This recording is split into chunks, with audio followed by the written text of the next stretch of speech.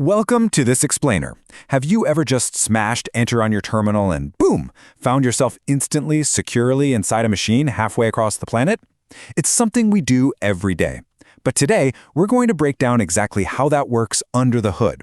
We're getting into the fascinating mechanics of literally one of the most powerful tools in all of tech. Honestly, it's kind of like a magic trick, right? We completely rely on this ability to access a remote terminal without a single hacker intercepting anything. There are no passwords flying through the air, no compromised data, just a seamless, private connection. But how does that actually happen, microsecond by microsecond? Well, that is the exact puzzle we are solving today. Okay, let's take a quick look at our roadmap. We're going to cover the dark ages of Telnet, building the secure tunnel, proving who you are, secret SSH superpowers, and finally, essential security best practices. To kick things off, Section 1, the dark ages of Telnet. Before we look at the brilliant solution, we really need to understand the absolute privacy nightmare that existed before 1995. Picture this. Everyone used a protocol called Telnet, but Telnet sent absolutely everything. Your username, your password, literally every single command you typed in pure, plain text. It was completely readable by anyone just snooping on the network. Obviously, a massive security flaw. This prompted a Finnish computer scientist named Tatu Ylönen to invent Secure Shell, or SSH, in 1995, specifically to fix this mess. And ever since then, SSH has been the undisputed gold standard for remote access.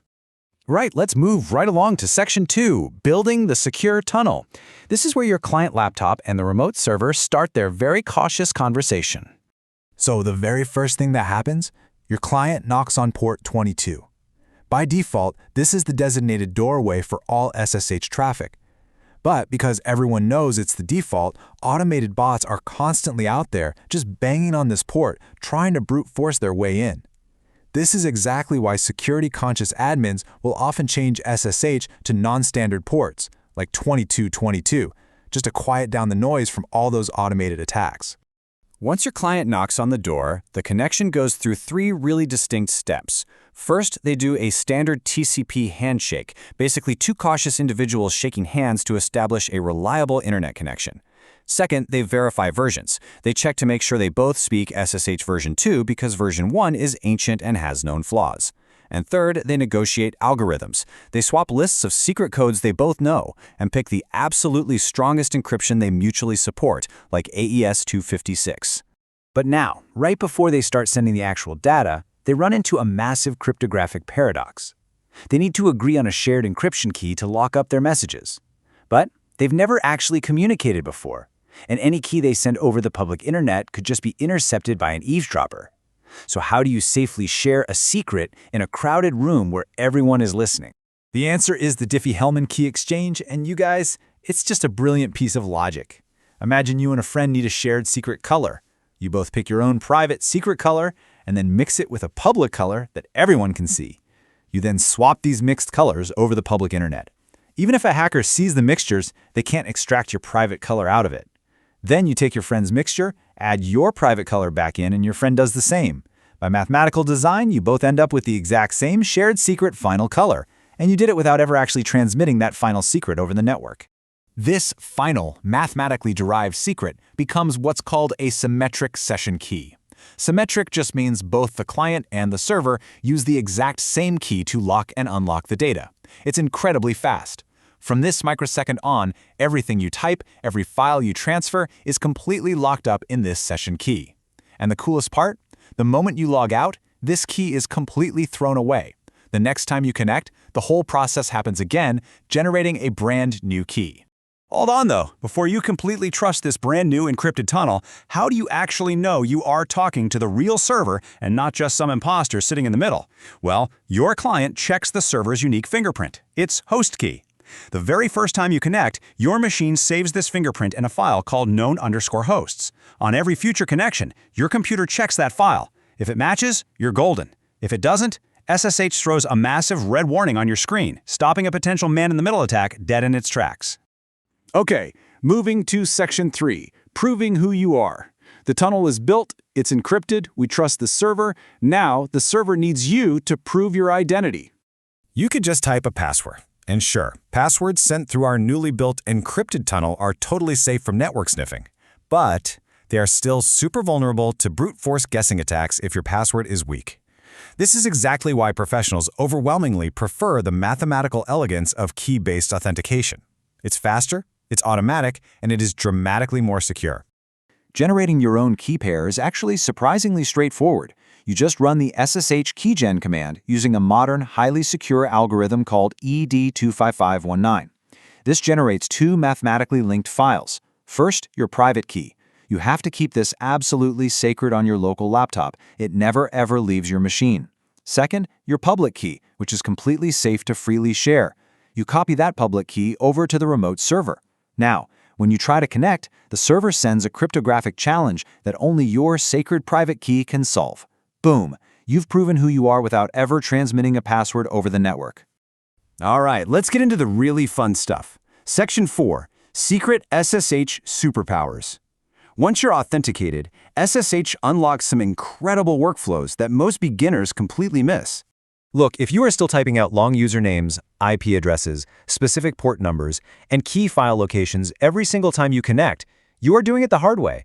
By defining host blocks in a simple config file on your machine, you can map all of those messy details to a simple nickname. Instead of a massive, unreadable command, you connect instantly by just typing SSH my server.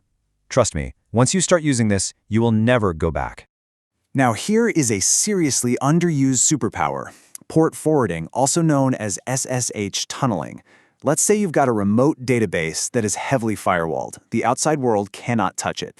By using local port forwarding, you can map a port on your local laptop to travel straight through your encrypted SSH tunnel and securely access that firewall database. It essentially tricks your computer into thinking that remote database is running right there on your local machine. It's brilliant.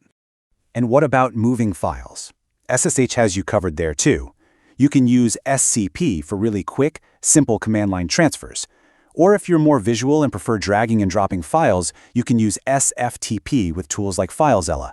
The really cool part is that both of these tools utilize the exact same underlying SSH encryption layer we've been talking about this whole time. No extra setup required. Finally, if your private key is protected by a passphrase, and actually it absolutely should be, typing it repeatedly can get pretty annoying. Enter the SSH agent. This is a little background process that securely holds your decrypted key in memory for your session. Even better, with a feature called agent forwarding, it safely passes your authentication along when you need to jump from one remote server to another remote server, meaning your private key stays locked safely on your laptop while you hop seamlessly across your infrastructure. Which brings us to our final section, Essential Security Best Practices. Because knowing how to use SSH is only half the battle. You must secure the configuration itself to keep the bad guys out. Guys, these aren't just polite suggestions for production environments. These are the absolute bare minimum baseline to keep your servers safe. You've got to disable password authentication entirely and force key-based access, period. Disable root login so attackers can't guess the ultimate admin username. Change that default port 22 to reduce the bot noise. Set up tools like fail2ban to automatically block IP addresses that fail to log in too many times. And of course, keep your software updated and always use SSH version 2. So, why does understanding all this granular detail actually matter? Because SSH is literally the backbone of modern infrastructure. When you spin up a server on AWS or Google Cloud, you're using SSH. When you push code to GitHub, or when CI/CD pipelines automate deployments, or when Docker and Kubernetes run remote operations, SSH is the engine running securely under the hood. Truly grasping these mechanics gives you a massive edge in the tech industry over people who just copy-paste the command without thinking. We have journeyed from the terrifying plain text nightmare of Telnet, through the mathematical brilliance of Diffie-Hellman, right up to mastering port forwarding and security best practices. So the next time you hit enter on an SSH command and instantly connect across the world, you are going to know